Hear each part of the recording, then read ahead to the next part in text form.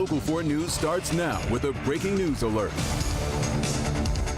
Breaking news right now at 5. State police investigating after a shooting on Detroit's west side. From Sky 4 now, you can see an SUV there with several bullet holes. That's on the passenger side of that SUV. Troopers say the shooting happened around 2:30 this afternoon on the Lodge near 8 Mile. Jacqueline Francis is live on the scene with what we know so far. Jacqueline.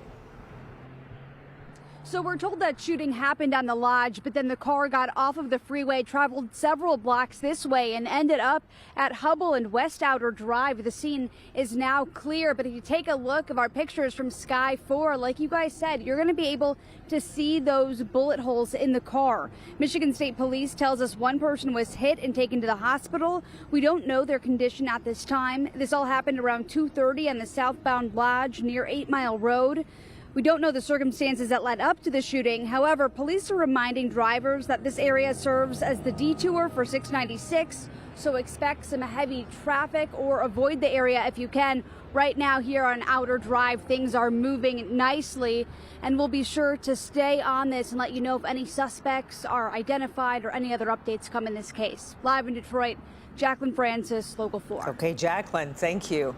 In more news tonight, our other top story, a Melvindale man is facing federal charges in an alleged plot to conduct a mass shooting at a military base in Metro Detroit. Federal agents say 19-year-old Amar Saeed planned to do the attack at the TACOM base in Warren. They say the former member of the Michigan National Guard told 2 undercover agents that he planned to do the attack under the direction of ISIS. A review by the National Counterterrorism Innovation Technology and Education Department found at least 261 people in the United States have been charged with ISIS-related activities since 2014. Will Jones joining us live now with how undercover agents helped to stop this attack. Federal prosecutors wanted Amar Saeed to be held in pretrial detention, calling him a danger to the community and a flight risk. But Saeed didn't put up a fight. He consented to detention. It's scary that someone was trying to carry out a terrorist attack and they lived right next door to you? Yes, it is very scary. 19-year-old Amar Saeed of Melvindale had a long-standing desire to engage in violent jihad in an ISIS-held territory or in the United States, according to the criminal complaint. Now he's charged with attempting to provide material support and resources to a designated foreign terrorist organization and distributing information related to a destructive device or explosive. The charges are connected to a planned attack on the U.S. Army's Tank Automotive and Armaments Command facility at the Detroit Arsenal in Warren, a base Saeed had visited during his time in the Michigan National Guard. The plan allegedly included a mass shooting. After Saeed's court appearance this afternoon, we went by his Melvindale neighborhood to hear from those who live near him. I've seen him just maybe 1 or 2 times. You know, I don't even know if he lived there. The criminal complaint says last month, FBI undercover agents pretending to be ISIS supporters told Saeed they would help carry out his attack. He allegedly supplied armor-piercing ammunition, magazines, and even training on firearms and how to make Molotov cocktails. Just days before the planned attack on May 13th, Saeed discussed live streaming the attack to an ISIS media platform, according to the complaint. Saeed was arrested yesterday at the military base right after he launched his drone.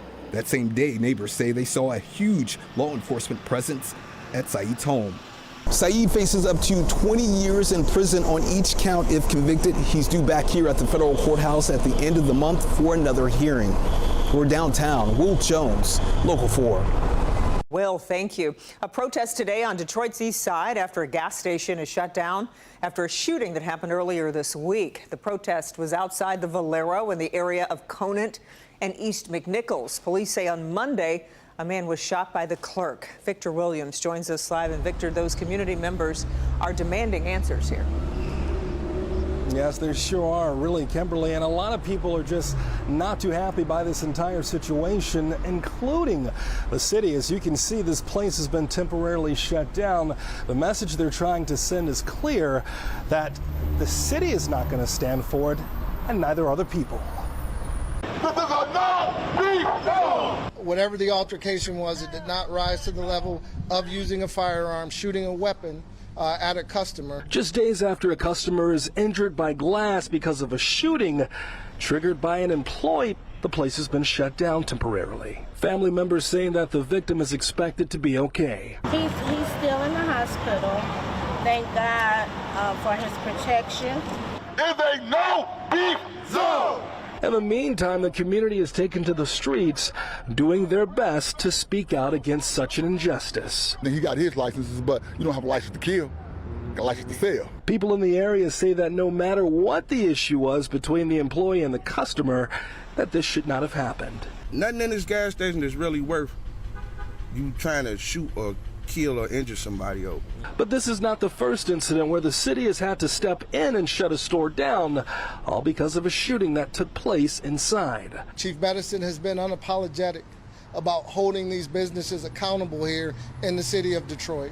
You will operate with regard, you will operate with respect, and you will treat the residents, our community here, in just that way. And until further notice, this is going to be the case with this place chained up. But once again, the person that pulled the trigger, the employee at this store, is now behind bars. Victor Williams, Local 4. All right, Victor, thanks. A court of claims judge strikes down the Michigan's 24-hour waiting period before an abortion. Judge Seema Patel ruled it violates the state's constitutional right to abortion. According to the number from the state, there were nearly 29,000 abortions in 2023 alone. Pamela Osborne joins us live now. And Pamela, you talked with pro-life and pro-choice supporters today about the judge's decision. Ty, we certainly did. You know, this was a hard-fought issue right here in the state of Michigan, and we're getting reactions from both of those sides about this ruling.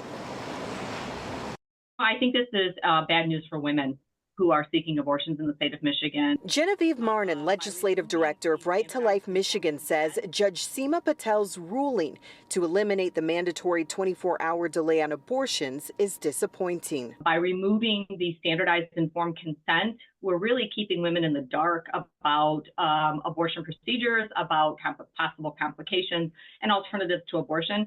And by eliminating that one-day waiting period, we're not giving women adequate time to digest all of that information prior to making this really big decision. In her ruling, Judge Patel stated that 24-hour waiting period conflicts with a voter-approved amendment to abortion rights solidified in the state constitution back in 2022. For Shanae Watson-Whitaker, director of campaigns for reproductive freedom for all, this is a hard-fought victory. Michigan is a beacon of hope for people who care about reproductive freedom. 8 out of 10 Americans agree with it.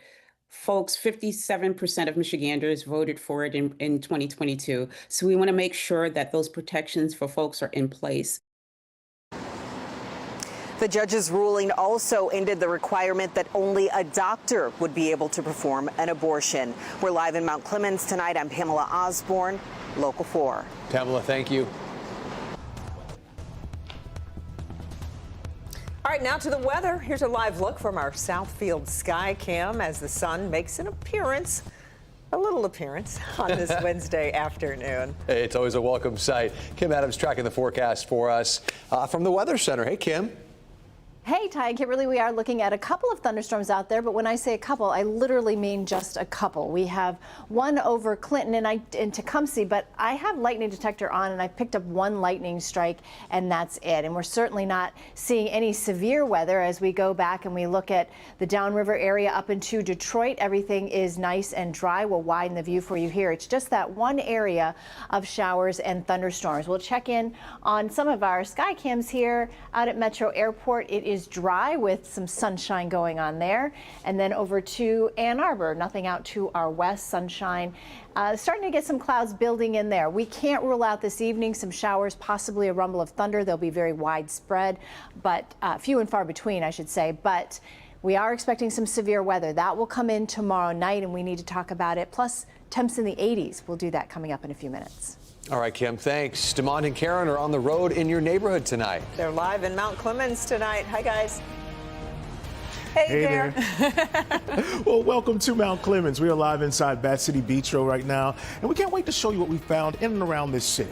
It is busy. I was just out on the sidewalk and the construction's going, the development's going, and this. Did you know Mount Clemens was once one of the biggest tourist destinations in the country? It's all because of one unique thing, and it could be making a comeback.